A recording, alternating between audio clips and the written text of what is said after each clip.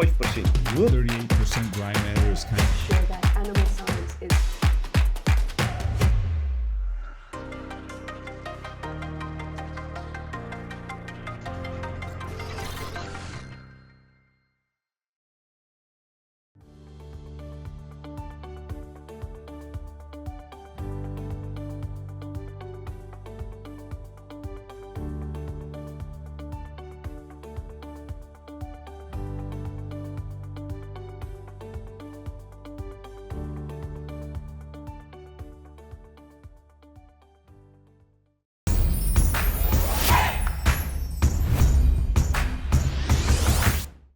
Op die 24ste wolveiling van die seisoen wat op 11 Maart plaasgevind het, het die Suid-Afrikaanse wolmark sydelings verhandel teenoor die vorige veiling.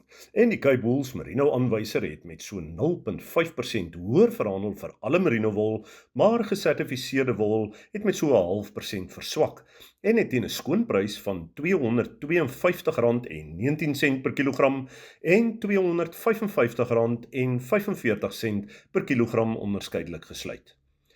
Die Australiese EMI het egter sy opwaartse tendens voortgesit en hoër verhandel en met so 1% versterk teenoor die vorige veiling. Nou net weer ter inligting van die van u wat al gehoor het, ons praat van die Australiese EMI. Nou die EMI staan vir die Eastern Market Indicator en dit is dan ook die mees toonaangewende aanwyser wat gebruik word in Australië. Net so ter inligting. Nou die hoofredes vir die vertoning van die Suid-Afrikaanse mark is dan hoofsaaklik as gevolg van die versterking van die Australiese mark aan die een kant, as ook die effense versterking van die rand tydens die veiling. Volhoubaar gesertifiseerde wol het 59% van die merino aanbieding uitgemaak, met egter die grootste hoeveelheid van die totale aanbieding wat weer bestaan het uit goeie kwaliteit, langer lengtes, fyner mikronwol, en wat dan ook gesorg het vir gesonde kompetisie weer eens tussen kopershuise. Die hoogste prys van R330,61 per kilogram skoonwol of R219 per kilogram vetwol is betaal vir 'n 3-baal lot merino wol van 16,7 mikron. Daar is in totaal 9,108 bale aangebied met 'n uitstekende verkoopsyfer van 95% van die totale aanbieding. BKB Pinnacle Fibers het op hierdie veiling die grootste hoeveelheid bale gekoop, gevolg deur Standard Wool SA, G Modiano en Tianyu SA. En dan kyk ons na die gemiddelde skoonwolpryse vir goeie lang kamwol of MF5 tipes, en dit was dan soos volg. En ons onderskei tussen nie gesertifiseer en gesertifiseerde wol. Kom ons begin by 17 mikron. Nie gesertifiseer, R282,32 per kilogram. Gesertifiseer, R301,18 per kilogram, met 'n premie van 6,7% op gesertifiseerde wol. 17,5 mikron, nie gesertifiseer, R273,23 per kilogram, gesertifiseer R291,35 per kilogram, met 'n premie van 6,6%. Dan kan ons loer na 21 mikron, nie gesertifiseerde wol behaal 'n prys van R239,46 per kilogram, terwyl gesertifiseerde wol verkoop vir R255,44 per kilogram, met 'n premie van 6,7%. Dan kyk ons laastens na 21,5 mikron, nie gesertifiseerde wol behaal 'n prys van R236,08 per kilogram, terwyl gesertifiseerde wol verkoop vir R253,19 per kilogram, met 'n premie van 7,3%. Nou ja, die volgende wolveiling is dan geskeduleer vir 18 Maart, waar daar sowat 6,680 bale aangebied sal word. Dit dan waarvoor ons tyd het hierdie week, tot ons weer gesels, mooi loop.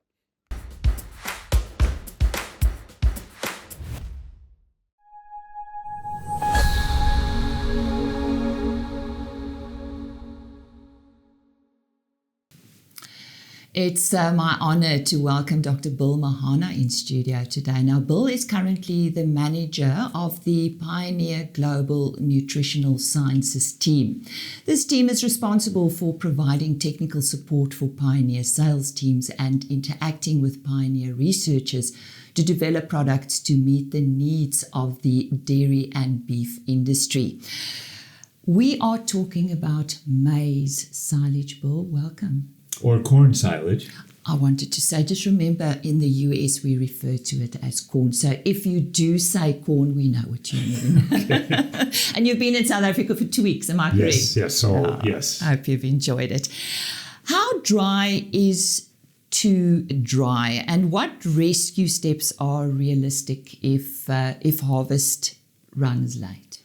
Yeah. Well, over these 2 weeks, and it was great to be here during silage harvest season because I was able to see material that was kind of wet, a little immature, and then stuff that was dry. So it kind of depends on the storage structure you're putting it in. If you put it into a bunker silo, you've got to really be careful that you have the proper moisture for good compaction. One of the feed yards I was at, we're putting it into a 16-foot bag. And so that's using mechanical compaction. So you can get away with a little drier silage there.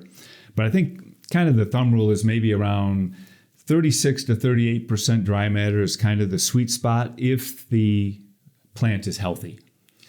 If the plant is healthy, then we know that it's really starch that's being deposited in the kernel that's drying down the whole plant. So if the plant still looks pretty green and healthy, and the starch is accumulating, which is the positive thing that gives a lot of energy to silage, then we can push that dry matter out a little further. But if it gets out beyond 40% or so, that's probably because the plant's starting to die off. So 36 to 38% would be a number to remember, but it kind of depends on the storage structure you're putting it in and then how healthy is the plant as you get close to harvest. Bill, and how should a farmer balance tons per hectare versus feed quality when choosing genetics? Yeah, we've had a lot of discussions about that the last 2 weeks. Some people just think about a big, tall, bulky silage and think that that's kind of where the value is. But we really would prefer people think about it as how much of the end product, like milk or beef, is this going to provide to us. So we're trying to move beyond just visual appearance, a tall, leafy hybrid. We really want to focus on what is the nutritional value of it. And starch is one of the big components there, along with fiber digestibility. But the genetic component, what's really driving it, genetics is the starch component. The growing environment really has the most effect on fiber digestibility. So it's really not something we should be selecting for. I think you can get both. I think you can get both tons and quality with the right hybrids planted at the right population, and hybrids that we may modify that population depending upon the quality of the soil, the fertility of the soil. So we just don't want to go in and plant one hybrid on the whole field necessarily. We have technologies today where we can use satellite imagery to know where the best quality soils are in a field, and we would plant a heavier population there and maybe a little lighter population on the tougher soils. That way we can get both yield and quality that we really need. Mm-hmm. And what are the top 3 genetic traits a farmer should look for in a silage hybrid, like, for example, starch and fiber? Yeah.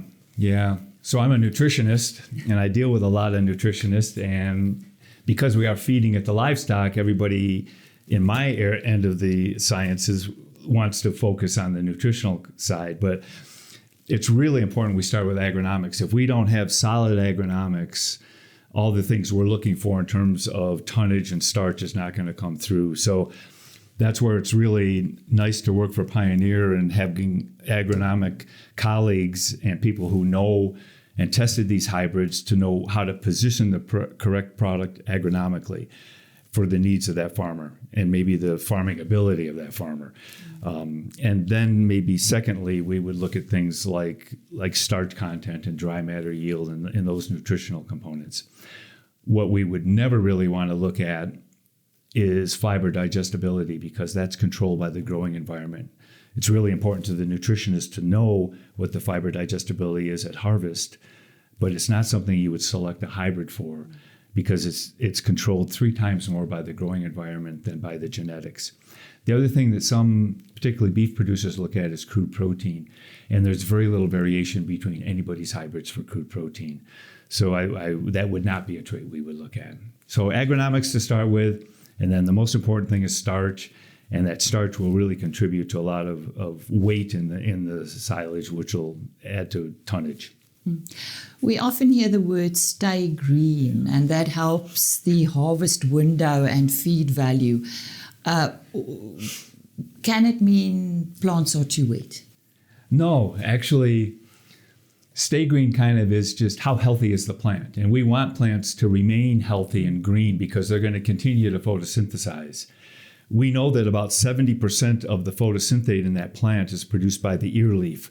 So it's really important we keep that leaf very healthy. So we're actually breeding for very healthy plants. Except I don't like the term stay green because that's more if you're harvesting corn for dry grain, combining it. We're talking about silage, and stay green is a score that all plant breeders put on a hybrid closer to combining maturity. We're going to take it as grain as opposed to silage. In silage, we take it when maybe the kernel milk line is only about 3/4 of the way down the kernel as opposed to all the way to black layer for grain harvest. So what we're trying to introduce a new term called late season plant health, because that's more descriptive of what we're looking for than stay green. In fact, some people think, well, stay green must be a particular gene. No, it's the health of the whole plant. But that's why for our silage growers, we're really focusing on late season plant health. And that's not just controlled by one gene. It's you and I, to be healthy, it takes a lot of different genes working in our body. Same thing with that corn plant. So yeah, we want a healthy plant because we'll lay down more starch and we will maintain fiber digestibility. So it's an important thing, but we're going to hopefully stop using stay green and say late season plant health from here on out. We'll have to make a note of that. How does plant leaf diseases impact the silage production? Exactly. And will it decrease quality? Yeah, exactly. And that goes back to the stay green or late season plant health, because if we're starting to have those leaves die off, not only are we losing the ability to photosynthesize and put sugar into that kernel for increasing starch, but we also, what's unique about a silage grower as opposed to a grain grower is we want the whole plant healthy because we're harvesting the whole plant. So once those leaves start to die and the cells start to senesce, we really lose fiber digestibility. If that plant is still green and healthy, fiber digestibility will stay nice and flat. Once it starts to die off, fiber digestibility goes down. Because remember, maize is just a modified grass plant. And grasses, as they get more mature, go down in fiber digestibility. But we've done a lot of work in this, and why we focus so much on late season plant health is maintaining that health. Now, you could have a couple of the lower leaves die off, which aren't a big deal. It's from about that ear leaf on up that we really want it to look green and healthy. Mm-hmm. Are some hybrids naturally easier to process? And what genetics or plant features hint at better processing? Yeah, I don't think there's a genetic component really to processing, not here in South Africa. Processing, we mean on the chopper, we are actually destroying the integrity of the kernel so that the starch is more available to rumen bacteria. So we have a roller mill on choppers that play that function. I think if you go to the Maritimes, you go to northern Germany or northern France, they plant hybrids that are called flint hybrids. And you would recognize a flint hybrid because that's what popcorn is. Very small little kernels, very hard, very dense. We don't have that kind of corn in North America, and we don't have that kind of corn here in South Africa. Maize. Thank you. Thank you. Yes, I must learn that. But I'm not calling it millie. Good. Okay, just maize or corn. So, yeah, the point is that we have all dent corn here in South Africa. Now, some of our white hybrids do have a little bit of flint in the background, but that's for agronomic reasons. It's not going to change the texture of the kernel. So really, we will have to pay a lot of attention to kernel processing, but it's not something that's going to vary a lot between hybrids, except the maturity of the hybrid. You know, if we're planting a very immature kernel, may process differently than a more mature kernel. So yeah, we have to keep that in mind. And one of the things we've done here is handed out kernel processing cups to the people we have visited, because we have a field side protocol to be able to evaluate how good of a job is being done on the chopper. And it's essential we get a good job done, because when we put that maize silage into a bunker or a bag, it has to be done right. It's not going to, the starch isn't, processing isn't going to get any better in storage. It has to be done right. And if we don't do it right, that starch will pass right through the animal, and we end up analyzing how much starch is in the feces or the manure. I've talked to some people here that when they did a poor job of processing the kernels, it ended up with as much as 14% of the starch that they were feeding that animal in the manure. What a waste. And so it's really important that we pay attention to processing, but I don't think there's a genetic component between hybrids. Can we talk about hybrid selection? Now, before deciding on a hybrid, what are the 3 must-ask questions about a hybrid's genetics for silage? Yeah, I think the first step is having trust in your seed salesman, that he knows of the portfolio at his disposal, which hybrids he would recommend for different fields. So our salesmen spent a lot of time in proper product positioning. We spent a lot of time looking at data where these hybrids are planted in different growing environments and different soil types. So we have a good understanding where to place a hybrid. But we like the customer to ask us, again, back to the what are the agronomy things, or what is the drought tolerance? What is this hybrid's adaptability to high populations, because we tend to plant maize silage at higher populations. What are the disease tolerance or resistance of these hybrids? What kind of technology traits are there to help prevent disease? What are the resistance to ear molds? Those are all really important things. The last dairy I was on here expressed quite a concern with mycotoxins in their feed. So all these disease things up front are very, very important, because typically if we have a healthier plant, it's going to be able to fight off a lot of these fungal infections that might lead to mycotoxins. So the genetics is important to focus on the hybrid agronomics, and then we can transition into the starch and the other things. We're going to get starch and we're going to get tonnage from a healthy plant. So if we start with the base of agronomics, we're going to be successful. Can we get back to pushing the population higher? What effect will that have on the quality and the quantity? Yeah, we know exactly where the sweet spot is for a particular hybrid for optimizing grain yield. And typically, it depends on the hybrid, how much stress it can handle, what kind of ground you're putting it on. But that could be anywhere from over 70,000 plants per hectare to, as low in the West under dry land conditions, under 20,000 plants per acre. So, we modify populations that way. But let's say if a guy is used to planting at 60,000 plants per hectare, we know what the sweet spot is for that hybrid for grain.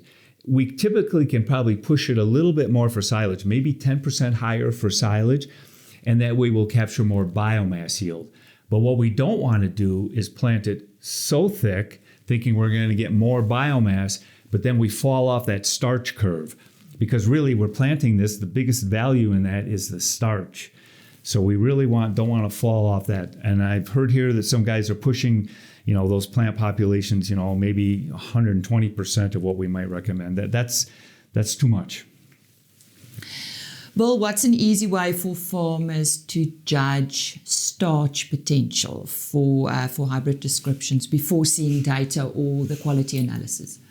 Well, nobody should rely on their eyeballs to decide any of those things. We should use data.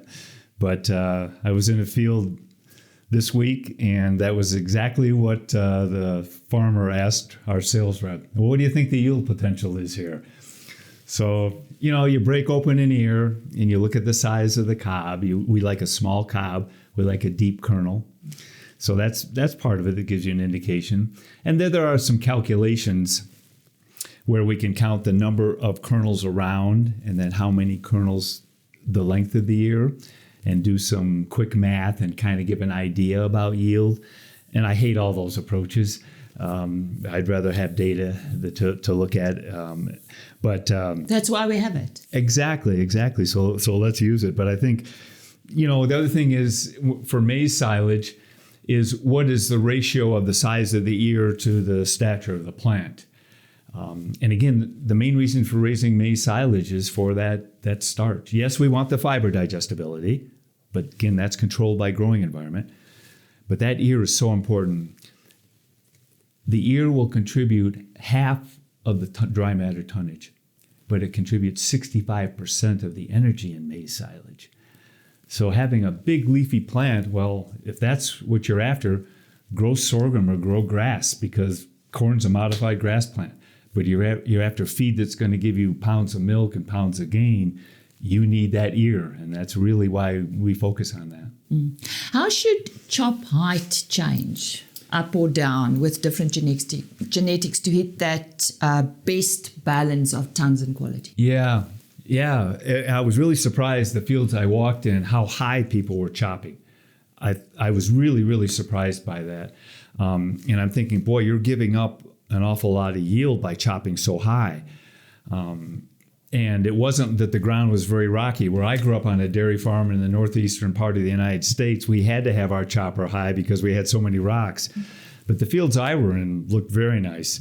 Now, I know in some fields there's contours going on, and it's difficult for the chopper to do that, so they may raise it. But yeah, what I spend a lot of time telling people about is what controls fiber digestibility. We've been saying that it's the growing environment. Well, we know exactly what part of the growing environment. It's during the vegetative growth of the plant, before it goes reproductive, before it has a tassel and silks.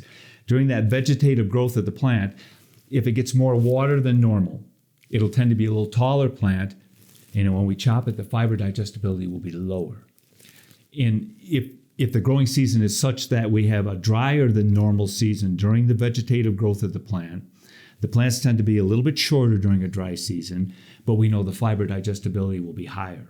So with that in mind, what we typically do is if we've got a very wet growing season during the early part, lower fiber digestibility will suggest high chopping because the lower inner nodes are the least digestible. So we'll concentrate the more digestible portion of the plant and we'll also concentrate the amount of starch in the ear. If it's a dry growing season, typically we need tonnage. We may be short on tonnage because of the drought and shorter plants. In a dry year, we're going to chop absolutely as low as we can because the fiber digestibility is going to be very good. So instead of just one chop height that the custom chopper may decide, I think we should modify that depending upon the growing season. How many locations or seasons make you confident that a hybrid silage performance is real and not a fluke? Yeah. As many environments and as many seasons as you can have would be ideal. And, for people that might listen to this, or dairy or beef producers, it'd be like looking at a bull. Would you trust to use a bull widely in your herd if you just saw one or two daughters out of that bull? No, you want to see a lot of daughters dropped in many different herds from many different cows. So we can get to what is the genetics of this bull. And it's no different with a hybrid. We would like to see this hybrid. How does it perform across multiple growing seasons, across multiple environments? That way we have a better idea how to position that hybrid for the unique needs of a customer. So we really spent a lot of time looking at that. In fact, I was really excited here because I was at a plot where we're doing research where we've got a field where we've done satellite imagery, and we know that there's areas of this field that is high fertility, high average fertility, and low fertility. We are stripping different hybrids at different populations across all that. That's going to be a tremendous amount of information to be able to position that hybrid more correctly. So again, we've had situations in the past where you have a one-year wonder. If our researchers, our breeders said, oh, wow, this hybrid was the best thing we've ever seen this year. Well, next year could be a different growing environment. It could fall right down. So we need multiple years, and we really take that seriously.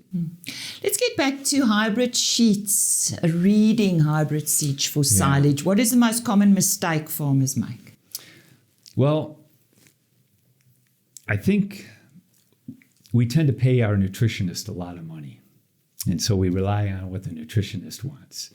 And so I've been in too many situations where the nutritionist is forcing this look to what is the fiber digestibility of that plant.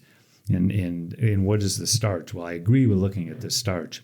But again, fiber digestibility is dictated by that growing environment. So when people are looking at those sheets, they should, a lot of times in our silage data, we'll put maturity of the hybrid and dry matter yield and starch and fiber digestibility. And we tend to put the agronomics over here on the right-hand side. We need to change that. Put all the agronomics up here. That's the most important thing, because if that's right, we're going to be happy with the nutritional things we get off that hybrid. So I think we just got, again, back what we've said all along, is we have to focus on the agronomics.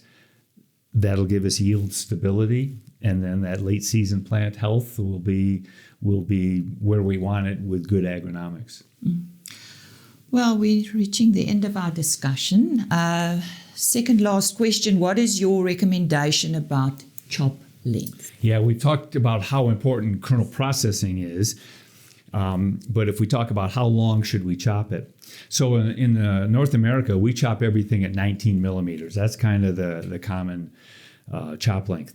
We have a research institute, a minor institute in New York, has done some recent research showing that if we go out to beyond about 22 millimeters, we may think that we're doing a good job of buffering the rumen, stimulating cud chewing, which buffers the acids produced in the rumen of a dairy or beef animal. But if we chop it too long, we'll actually limit the intake that animal can consume in a day. So there's kind of a range.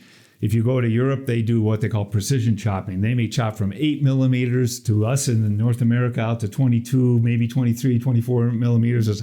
There's a whole range of chop lengths. Most of the people I've seen here have been chopping about 10 to 12 millimeters, which works just fine. We tend to chop longer when we want more what we call scratch to stimulate rumination. But the shorter we chop, the easier it's going to pack into a bunker. So what I've seen here is anywhere from 12 to some people were out as far as 20 millimeters. I think they really need to talk to their nutritionist. What else is in the diet? You know, how much effective fiber do we need coming from the maize silage, and how much maize silage are we feeding? So generally shorter is better because we'll get it packed better. And if it's shorter, if we're cutting it shorter, the roller mill that's processing the kernels will probably work more effectively. So what I've seen here this last couple of weeks is this 12 millimeters is pretty common here, and I'm real happy with that. It looked good.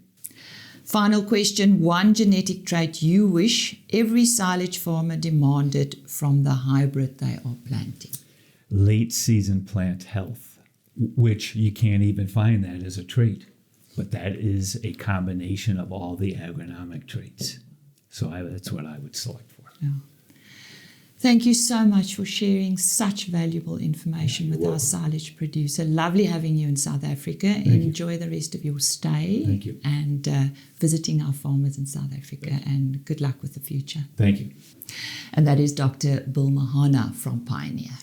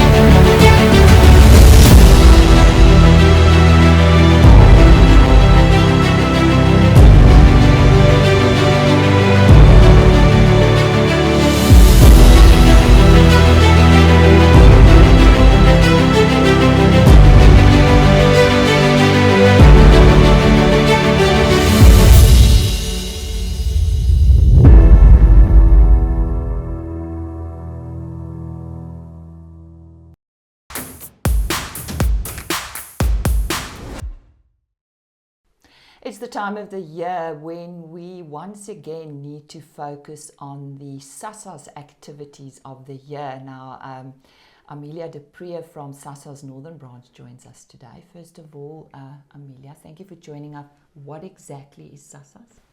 So SASAS stands for the South African Society for Animal Science, and it consists of a main council which oversees 5 branches: KwaZulu-Natal branch, Free State branch, Western Cape branch, Eastern Cape branch, and then the Northern Branch. Oh, well, you're here for the Northern Branch. So I am here from the Northern Branch's side, and we are the largest branch because we have to represent 4 different provinces. So that's Limpopo, Northwest, Gauteng, and Mpumalanga. And the reason for SASAS is to uphold the professionalism of animal science. Animal science isn't just a job, you don't finish studying the moment you're finished with varsity. It's a continuous learning process because there's new research coming out. So it's a professional occupation, and SASAS needs to uphold that. So with a professional occupation, you need to be registered with a legislated regulatory body, which in our case is SACNASP. So SASAS makes sure that animal science is promoted and that the standard of our animal scientists, our new graduates, are at a high level. So Northern Branch's responsibility is to follow the auspices of the society, and the way that we promote animal science in our industry is to hold annual, big, successful student industry days. And that's why you're here today. Now, you've hosted several student industry days. How has the event evolved over the years, and what impact has it had on students and the industry? So the first industry day where I was involved in was in 2022. It was a small one. It was only for the university students of Pretoria, the animal science students there. It was hosted on the experimental farm in the Bolsal. And although it was small, we still got 11 sponsors at that day. So 11 companies were still there. So that was in 2022. We went over to 2023, where we went a bit bigger, started promoting ourselves better. And we hosted that on the main campus of the University of Pretoria. And as I said, we represent 4 different provinces. So we had to make sure that we reach all of those students as well. So for that year, we invited all of the universities in those provinces to attend the day.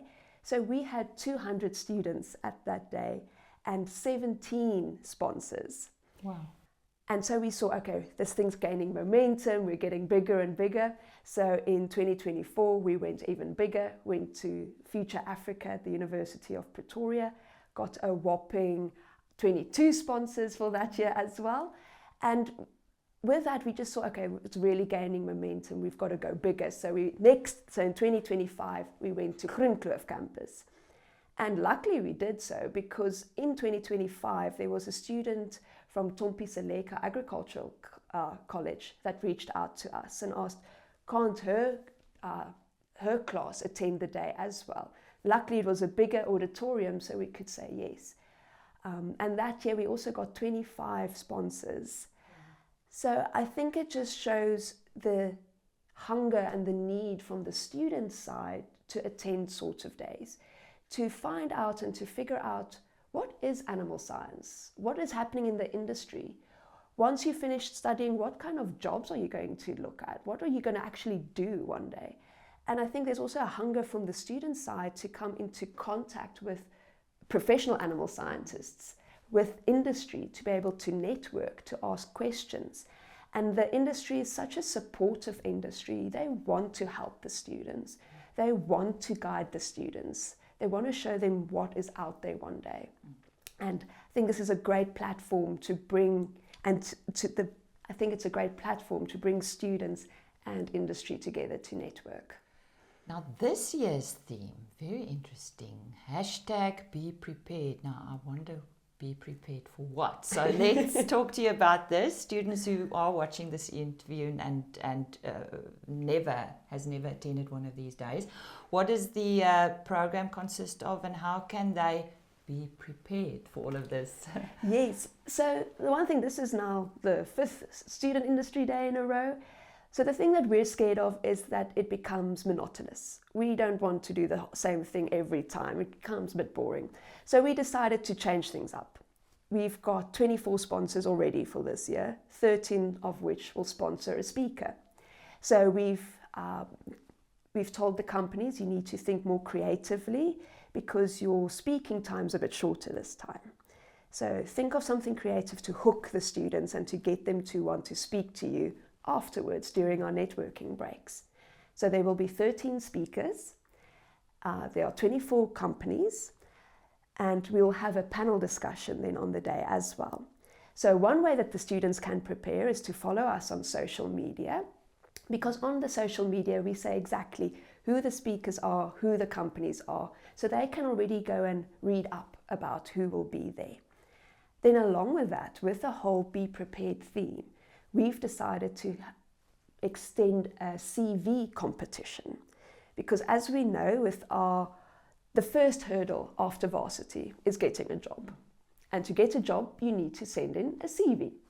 And as a student, you don't know what needs to be on the CV, or should I add a photo, shouldn't I add a photo of myself, kind of thing.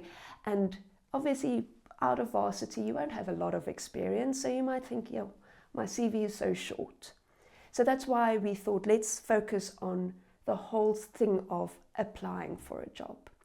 So we've got the CV competition, so students need to read the fake job application advertisement very clearly to see what is required from them.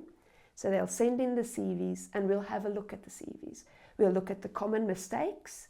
We will look at, are there a few creative ideas that popped out? And Alex Jenkins will then go through all of this on the day as well, and then give some tips on how to improve your CV and what really needs to be on the CV.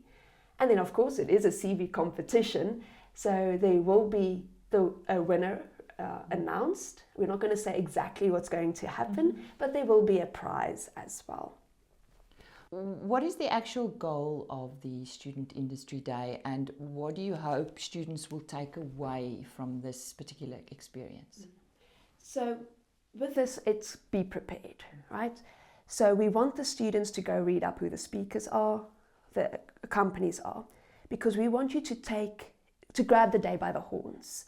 Go and speak to all of the companies. Go and find out what type of opportunities are out there. With animal science, it is such a broad industry.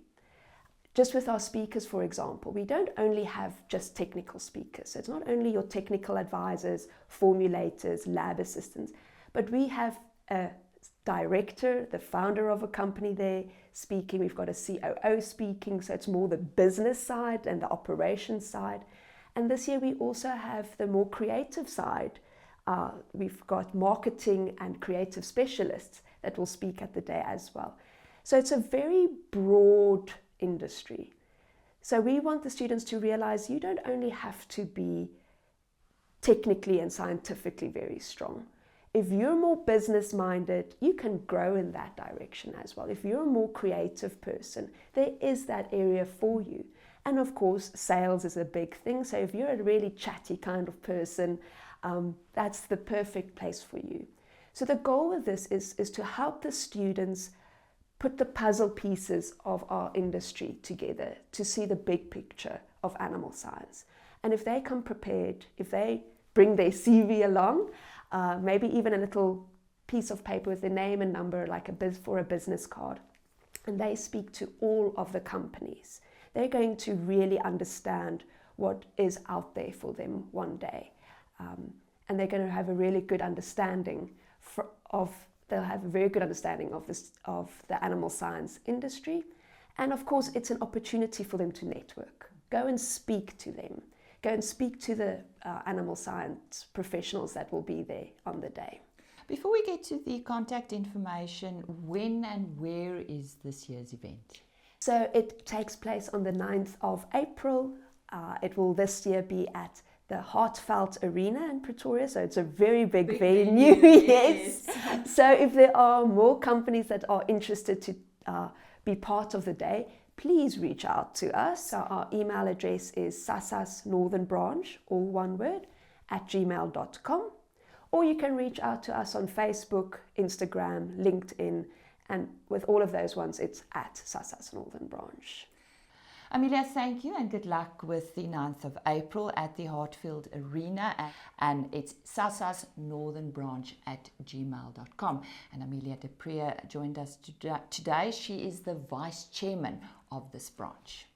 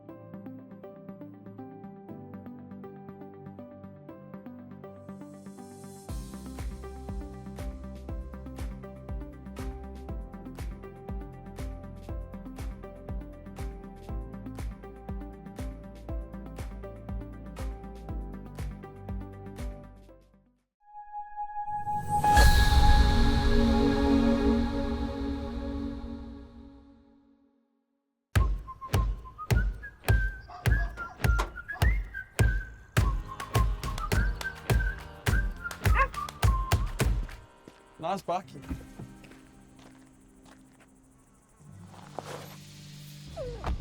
It's not a bucky. It's a Hilux.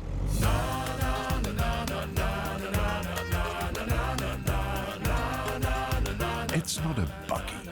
It's the new Hilux Legend 55.